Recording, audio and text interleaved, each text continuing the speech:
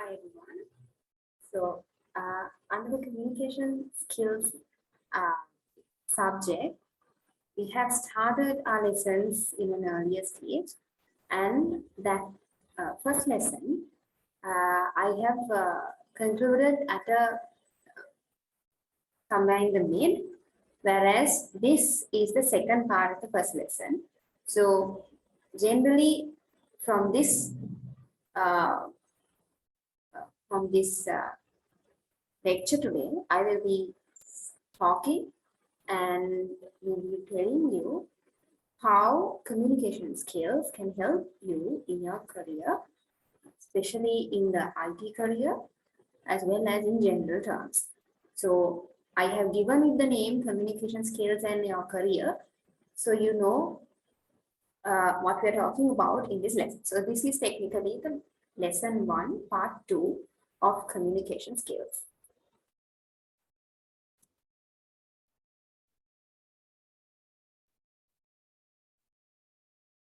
Okay, so the communication skills you need for your career, there are certain key communication skills that you would need.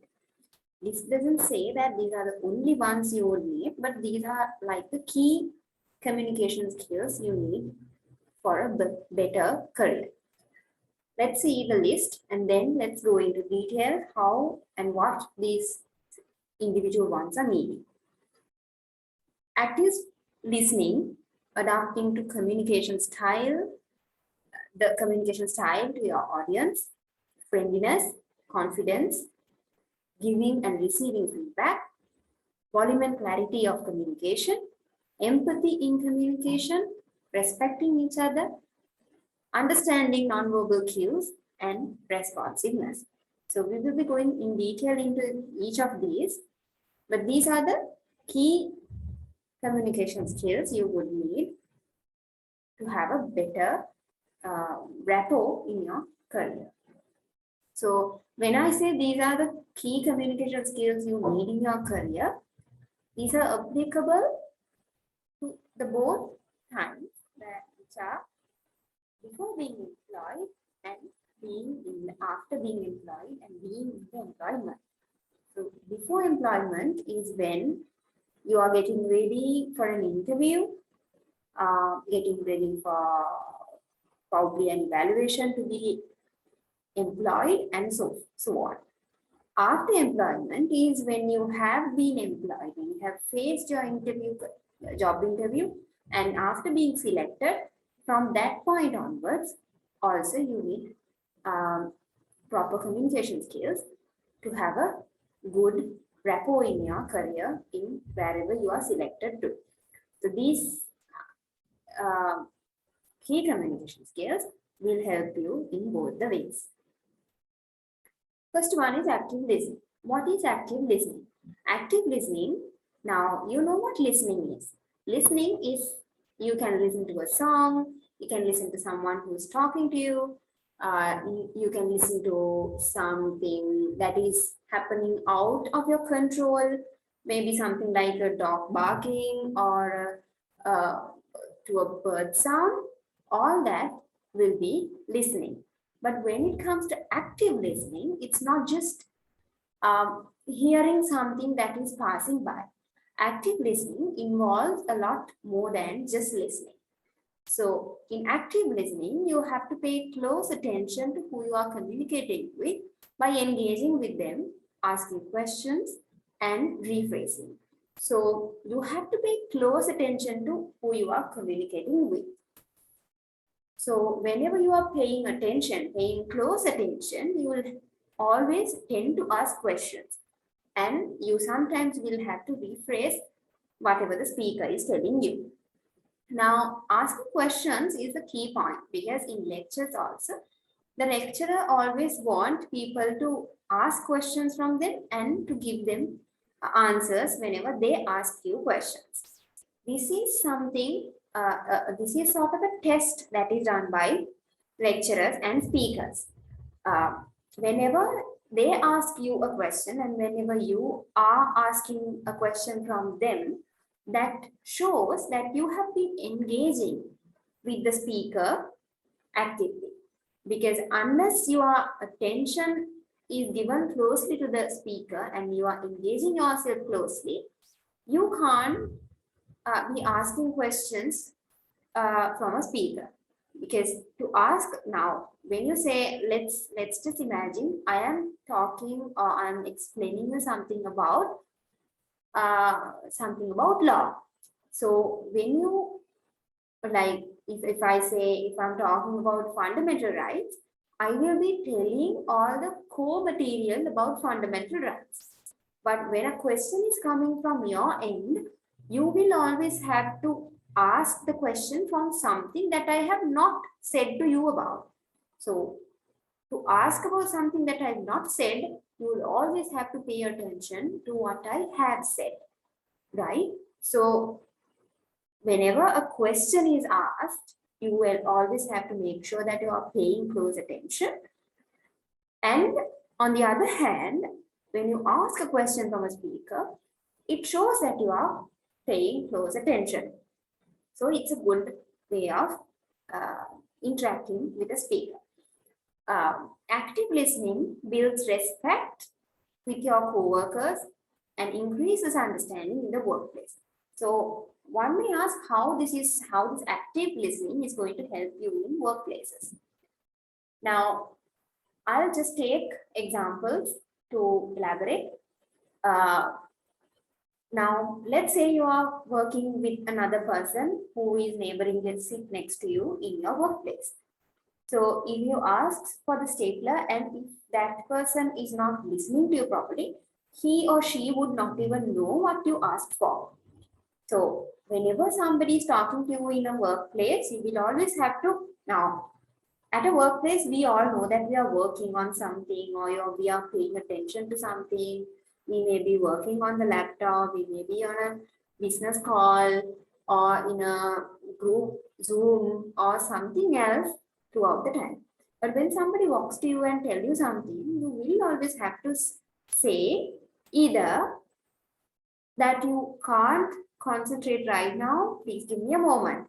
Or if you are giving him or her the attention, you'll have to give 100% of it and listen actively and give whatever they ask for. So that is how active speaking would build respect and increase understanding among co-workers. Now, if you ask me how to listen actively, I would say pay attention to the people's facial expressions, body language, and tone of voice. So in a workplace, you are dealing with people from different backgrounds, from different educational backgrounds, family backgrounds, social backgrounds, and people who are running through probably their own struggles, their happy moments, and all that. So whenever somebody walks to you and tells you something, you will always have to, like, you may not be able to read into detail, but you will always know, okay, this person doesn't seem very happy today. Okay, my neighboring person, the person next to me in the office, is not looking so great today, or she looks so happy today. She must be on one of her good days. Likewise. So that, of course, you will have to understand, you will have to read through their facial expression, body language, and the voice tone, and so on. So paying attention is the key in active listening. Listen to understand, not to reply. Now, this is a key in workplaces as well as in our personal relationship. We always tend to reply to certain things we listen to. Now, if let's say it's your mother, if your mother tells you something, okay, what are you doing? You are not doing this right, and something. If you take it just to reply, you would be replying in the same tone which your mother would get offended and the things would turn upside down. But if you listen to understand, okay, when your mother says, like, you are not doing this right, what is wrong with you, and all this and that, you will take a moment. If you take a moment and think, okay, she just went out to the shop and came back. She was okay when she went to the shop. Now she's back with an angry mood. Something must have been wrong. Let's just talk to her and see. Yeah, if that runs through your mind, that would be a way of proper active listening, because you would be paying attention to her mood, to her tone, to her body language, to her expressions and everything. So you will not just reply to your mother in the same aggressive manner, but you will listen to understand what she is going through, what must have gone wrong, and could probably be a place of um, like comfort for that person. If that is done, that would be a great act of active listening. So if you need to clarify something, ask, follow up, ask follow up questions, or rephrase what they have said to confirm that you understood them correctly. So this, if you take the example I said earlier, now your mother would just walk in and start screaming at you, what are you doing? You are not doing this right. You're always on the computer, you are always on the phone, blah, blah, blah, blah. If that happens, you will always take a moment and think, okay, this person was okay when she went out. Now she is back with an aggressive mood. What must have gone wrong? So you can probably, without harshly replying to your mother, you can just ask, mother, what happened? What's wrong? Let's talk. Let's sit and talk, and so on. So this same concept can be adapted to workplaces, where if your boss is shouting at you, if your co-worker is shouting at you, you will always listen to understand, not to reply. So this is one rule of active listening, and the first rule is to pay attention, right? Second one is adapting the communication style to your audience. Now, adapting the communication style mostly from senses, because you would not be talking to your boss in the same way you are talking to your colleague, and you would not be talking to your colleague in the same way you are talking to your boss. That's a simple rule. So knowing the distinction and knowing where to draw the line is the skill here. So now if you can't just casually talk to your boss. So you have to have your courtesies, even if he's like, it could be that your boss is your best friend or something. But then within the working area, within the working scope, you will always have to give them the proper respect and use the proper language and communicate. Every mode of communication has their own pros and cons. Picking the best mode that suits the audience is a task. So you will always have the skill if you know who gets what, right? Always consider your audience, what information you want to share, and the best way to share it. So before you start communicating, you will always have to evaluate your audience, evaluate the nature of the information you are sharing, and the mode of sharing it. An outside potential employee is different from an internal staff, and executive level internal staff is different from an assistant level internal staff. So the audience matters. It's not always that like you can't be talking to a person who is coming in for an interview to the same way you are talking to a already employed employee. Similarly, like I said before, you can't be talking to your boss in the same way you're talking to your colleague. So communication style being adapted to the audience is a skill. Then friendliness. I don't think I have to take examples and all that to explain this to you. Friendliness is being friendly to whoever you meet in workplace. So friendly traits like honesty and kindness can help foster trust and understanding when communicating at work. Even if you are in a bad mood or in a frustrated mood, you can always be good to other people, because your stress, your frustration is not to be paid on them. So yeah, take things easy, and you can be friendly with everyone else, right? Communicate with a positive attitude. Keep an open mind and ask questions to help you understand where they are coming from, right? So the simple forms, simple ways of showing kind friendliness is greeting. You can say good morning or good afternoon or whatever the time suits. Say hi to people and asking someone how they're doing, smiling as they speak, or offering a praise like, oh, you look beautiful today, oh, you look great today, uh, and so on. Those could be small but friendly talks, right? Confidence. Confidence also, I don't think I would require to go on to say examples and all that. I'll just read on the slide.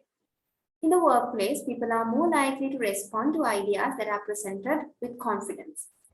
Making eye contact when you are addressing someone, sitting up straight with your shoulders open and preparing ahead of time so your thoughts are polished and you're able to answer any questions show confidence. So confident communication is useful not just on the job but also in job interviews. So being confident is a key role that you have to play in job interviews. Even as interviews, in doing your task within your job, you will have to act confidently, whereas your co-workers, your clients, and your superior officials are going to trust on your work. Giving and receiving feedback. Accepting critical feedback can provide constructive input to others to be a strong communicator. So you have to accept critical feedback. Sometimes accepting feedback is not that bad, but accepting critical feedback can be hard, but you will have to accept it. And also providing someone else some constructive input is also going to build good interpersonal skills. So feedback can be answering questions, providing solutions, or help strengthen the project or topic at hand. So it can be anything that you are working on, giving a feedback. Providing and accepting feedback is an essential workplace skill. So just as same as you are good at providing feedback to others, you should also be humble enough to accept whatever the feedback that you are being given from everyone else.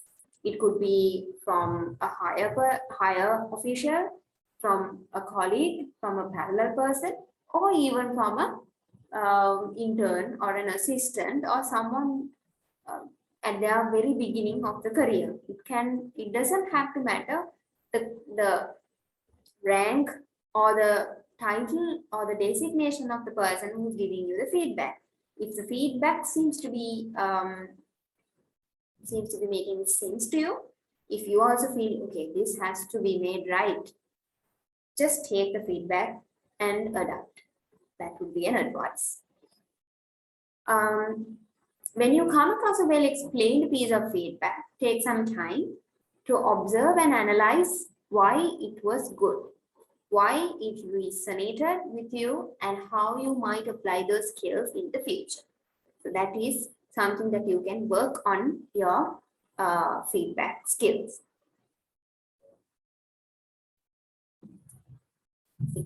Volume and clarity. Now this comes in mostly in verbal communication. Whenever you are speaking, you have to speak clearly and audibly. You have to be heard properly. You have to be clearly heard, right? Adjusting your speaking voice is a skill. Speaking too loudly may be disrespectful or awkward, and speaking slowly or like without inaudibly can also go wrong, because that can cause miscommunications or people may not hear at all. Something like that can happen if you're not audible properly.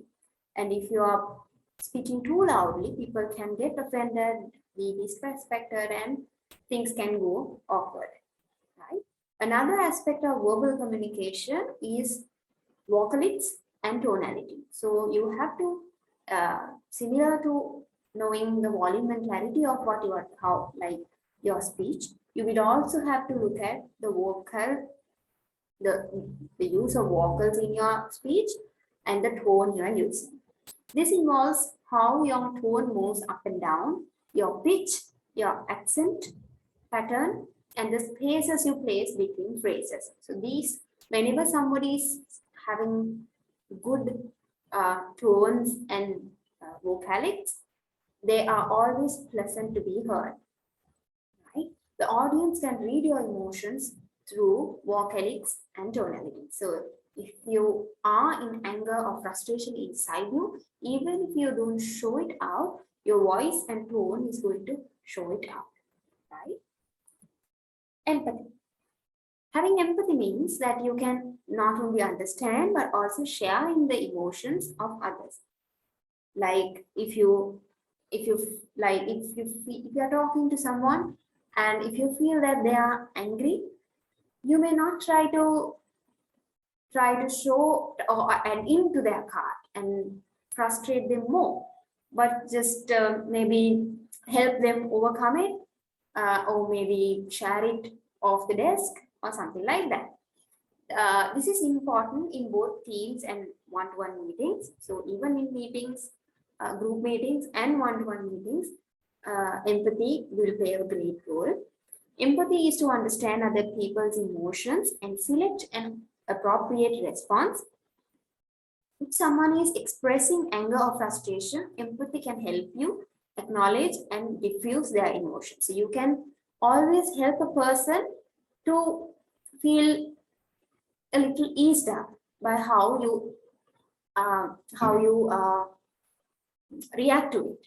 Like if you can feel the fact that somebody is frustrated or angry at something else, like not connected to you at all, but you can always help them by not even talking about what they're angry at, but just by being good to them, but by sharing, like being empathetic, right?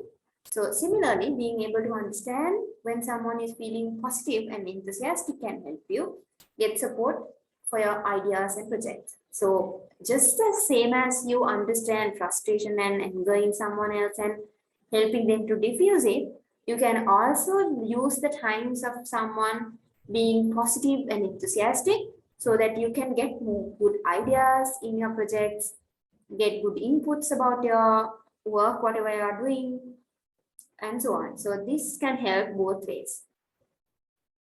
Respect. So I don't think this needs a lot of discussion on this. Let's just read through the slide. Knowing when to initiate communication and respond is to respect the other person. So sometimes you might see someone not being open to talk. So trying so hard to get them talk is might not be the best thing to do, right? In a team or group setting, allowing others to speak without interruption is seen as a necessary communication skill tied to respectfulness. So whenever you are in a group setting, or even with someone, like even with one person, or it could be 10 or 20 people in a meeting room, always waiting till your chance is to speak is a great way to show that you respect others' opinions. At workplaces, not respecting opinions of others causes immense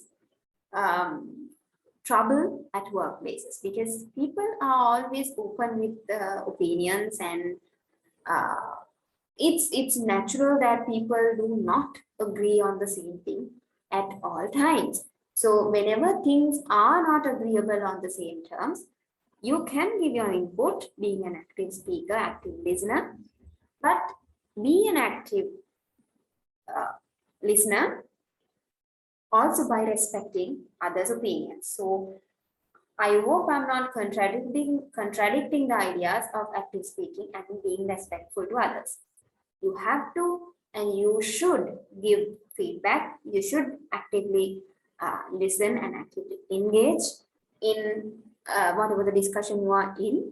But also you have to respect others so that you listen to others' opinions and give your feedback, right? Staying on topic, asking clear questions and responding fully to any questions that you've been asked for is also another way of respect. Whenever you done your speaking, someone else may have questions to ask on what you spoke. So if that's the case, you can always listen and respond in a full manner, like not half of the question that you've been asked for, right? That is another way of showing respect to the other person. Understanding non-verbal cues. So all this time we were talking about how to manage verbal communication, because verbal communication is what we do mostly in the workplaces. But understanding non-verbal cues can also add on to being a good communicator. Even in verbal communication, some amount of communication happens through non-verbal cues. So what are these non-verbal cues? That may be body language, facial expressions, eye contact, and so on.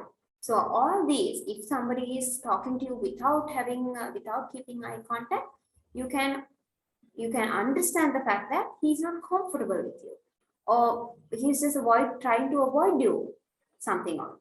So that has to be understood as a part of the conversation. Or some people show shyness through their body language. Some people start sweating. So even if you are at this happens mostly in interview panels, because you can see candidates walking in and sometimes some people are seeming so confident, but on the other hand, similarly, some people seem to be sweating and they can't talk properly, they are excited, they are nervous, having panic attacks and all that. So in that case, you will always understand the person's situation by reading nonverbal cues. So paying attention to what they are saying as well as their nonverbal language is a key way of reading your communication skills. Also, be conscious of your own attitude and demeanor when you are communicating to ensure you are sending appropriate cues to others.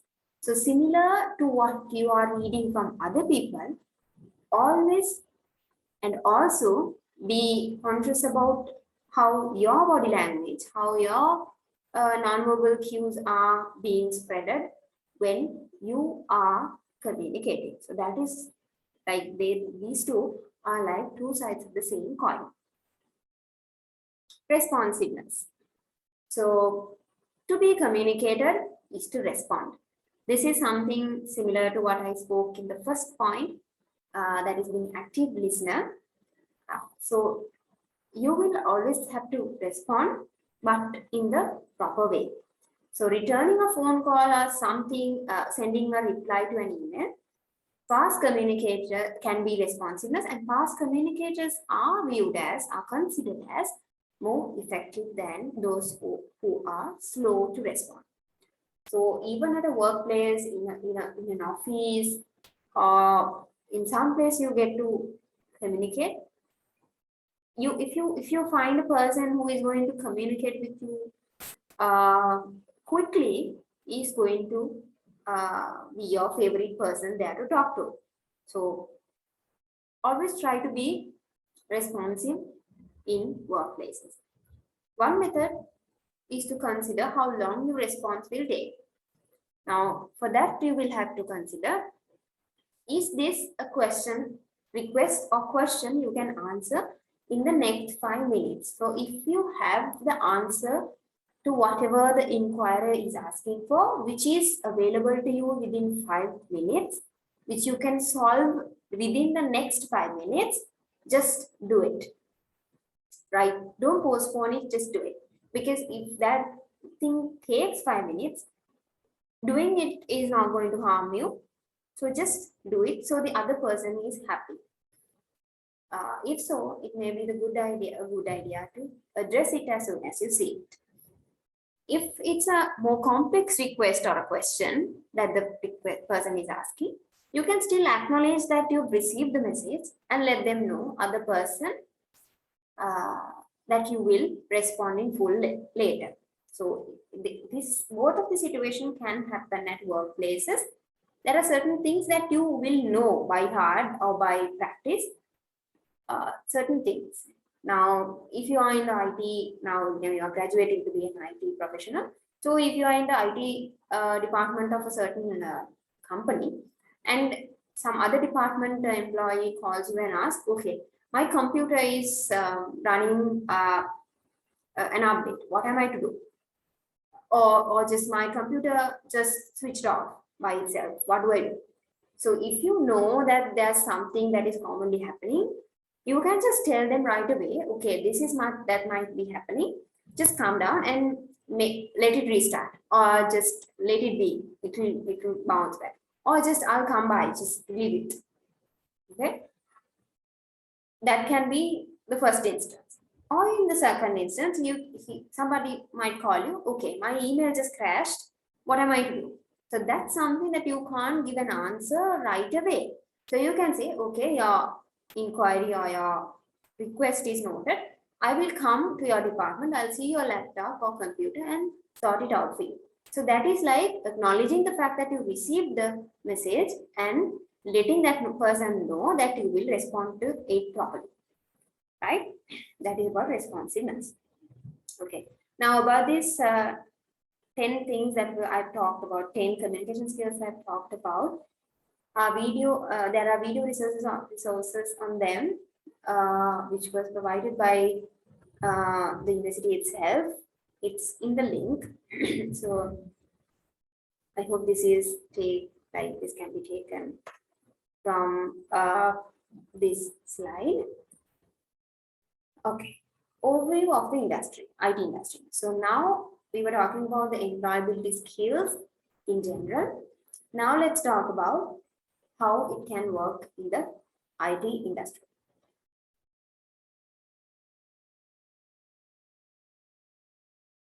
Sri Lankan ICT sector is comprised of companies that cater to both domestic and international markets. So that is a well-known factor. Like some of the most like on top level IT industry companies or other companies, normal international companies, have their ICT students or ICT branch consisting of Sri Lankan ICT students. So it's quite a thing that you get to do ICT in Sri Lankan education system. So it caters, Sri Lankan ICT sector caters to both domestic and international markets. Employers that provide job opportunities for the ICT workforce in Sri Lanka can be categorized as follows. Suppliers of ICT products, that is ICT companies, IT-enabled services, BPM companies, and major users of ICT products and services, non-ICT private companies and government organizations. So there are technically 3 categories of ICT employers who provide for ICT job opportunities.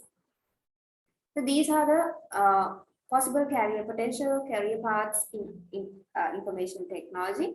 So I hope you know about this more than me. So I would not go into reading out all of this, but you will have a rough idea of what you are going to get. So this is a graph that has been made on the demand for emerging technologies. So you can see the graph. Cloud platform and technologies has 1,338. Likewise, there are certain areas of demanding technologies and the particular demands that are reached by that particular career path. Right? Okay, now this is another graph which says the composition of job categories of ICT workforce at present. So if you can read the graph, there are percentages that has been given. So database development and administration, user interface engineering, business analysis, system network engineering, software project management, and so on. So there are so many opportunities and job categories that are available to ICT graduates. So for you to be open and for you to be enforced to be employed in all of these areas and categories and jobs, you will have to have the soft skill of being a good communicator. So that being a good communicator is going to make yourself very well employable in any of these, because the degree you're coming out with will be the same degree. If you take per year, there will be like thousands of people, thousands of students graduating with ICT related degrees. But not everyone is going to get paid the same way, not everyone is going to get the similar jobs and so on, similar benefits and so on. So for you to be the best out of the best, you will have to have good, or I would say the best communication skills. So you are going to be topping the best of the best, right? Employability skills. So being good communicator is one particular employability skill. So other employability skills are team working, interpersonal skills, creative thinking and skills, thinking skills, professional ethics, proficiency in English language. The only reason and the main reason I'm doing this entire lecture in English is that because you will have to come across your English barrier at some point in your life, because and at some point of your life, and I think the best time to do it is while you be an undergraduate, because that is the time you're open to learn, open to make mistakes, and people are okay with you making mistakes. So make mistakes and take the opportunities, make mistakes, and you will learn through the process. So I hope I don't need to like explain in detail about all of this. I keep working, interpersonal skills, creative thinking skills, functional ethics on. So I hope they are understandable. Right. The importance of communication skills in IT industry. So since we are going on focusing more on communication skills, let's see how important it is in the IT industry. Newly emerging technologies can create a complex impact over ICT workforce around the world. So that is understandable. That is the evolution of the field. 4 technological advances that will dominate the world. So it says between 2018 and 2022, that is the current year, are the high-speed mobile internet that is we are experiencing right now in Sri Lanka. That high-speed mobile interest, how important it is, and at the times of power breakdowns and all that, how we are losing it and how it impacts our day-to-day life. AI, that is artificial intelligence. Artificial intelligence is such a big move in present. It's like moving to everything that can be there, like smartphones, smart TVs, all sorts of things that I might not even know. Artificial intelligence collaborated. So that is there. Big data analytics. Big data analytics is a total concentrated area of information technology and cloud technology. You know how important cloud technology is right now. Like it's being developed every time, every day, and it's developing every day. Adoption of emerging technologies and new business models, such as digital platform-based business models, will change the demand for skills in a significant manner. So what we are talking about right now may not be the best communication or employability skills that are going to be there in 20 odd years from today. But we are talking about like, you will always have to look at the possibilities of involvement and adapt yourself accordingly, right? Because the IT industry is a developing field, is an evolving field each and every day, every hour, every minute. This would reshape the skills needed for work, increasing the demand with advanced human skills. So, what you should understand basically is that whoever does an IT degree is going to graduate with an IT degree. So, if 100 people are graduating with an IT degree per year, let's just take an example. If 100 people are graduating with an IT degree in hand every year, you should always think how I am going to be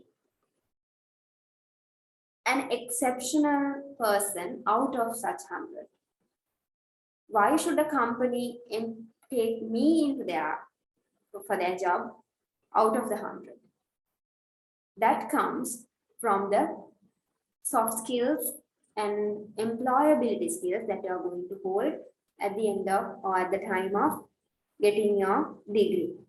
Because that 100 people are anyway going to have their degrees in hand, and all the 100 degrees are going to be the same one communications, information technology degree. So what adds value is the employability skills you possess. So you should always think of that whenever you are in the period of being an undergraduate. So employers are expecting various competencies from graduates. That is something that you should understand. Different employers, like you take different fields of IT industry, each field will have different set of expected competencies. And even if you take 5 companies from the same field of IT, they would also still look at specific competencies from graduates. So you should always be long-sighted in deciding where you want to end up in 10 years or 20 years and develop your skills. So these employability skills are generally needed, like whenever you go, wherever you go, these, irrespective of time, irrespective of place, irrespective of the people you are going to deal with, these general competencies and employability skills are going to make a big difference, right? In addition to this, there could be other soft skills that you may need to acquire. Below are the top 10 according to the SLASCOM, which is the Sri Lanka Association of Software Services Companies survey on employability skills. So these are the top 10 employability skills as recognized by the SLASCOM to be like expected from IT graduates in the time to come. First one, conceptual knowledge in technical areas. 2, effective verbal communication. 3, willing to learn and continuous personal development. 4, sound IT literacy. 5, teamwork and effective working with others. 6, application of technical knowledge gained through internships. Next, problem solving. Next, positive attitude. 9, creative and innovation, creativity and innovation. 10, attention to detail. So these are certain key areas or the 10 employability skills as surveyed by the SLASCOM to be competent graduates in the IT field. So key strengths of IT graduates are positive attitude, conceptual knowledge in technical areas, accountability, and taking responsibility. And also in the process, we've come to understand that there are employability skills gaps. So the possible and potential gaps are effective verbal communication, team accountability and taking responsibility, work and effective working with others, application of technical knowledge gained through internships, problem solving, creativity, and innovation. So these are the potential employability skill gaps. So these are the ones that you will have to specialize on. In the meantime, you take your graduate studies seriously. So benefits of good communication skills are that you will reach the success. So if you look at the bullets I have given, downwards it reads success, and if you take bullet by bullet, stronger decision making and problem solving, you can reach upturning productivity. You can be convincing and compelling corporate materials. You can be clearer, more streamlined workflow. You'll be an enhanced professional image. You'll have sound business relationships, and you will be successful response ensured. Right? So if you want to be successful, full of success, you will have to be good communicators and better employees of companies, right? So for that, you will need to acquire good employability skills, including good communication skills. I think the lesson is coming to an end. So the intended learning outcomes of this lesson are to be knowing, to define the term communication. I hope you can do it right by now. To express important communication skills for career development, so you understand that. Identify different career paths in the IT industry. I hope you know that, and I addressed certain parts of it. Argue on the importance of communication skills in IT industry. So that also we have discussed. We can wrap up for today for this lesson. Thank you for joining for the lecture.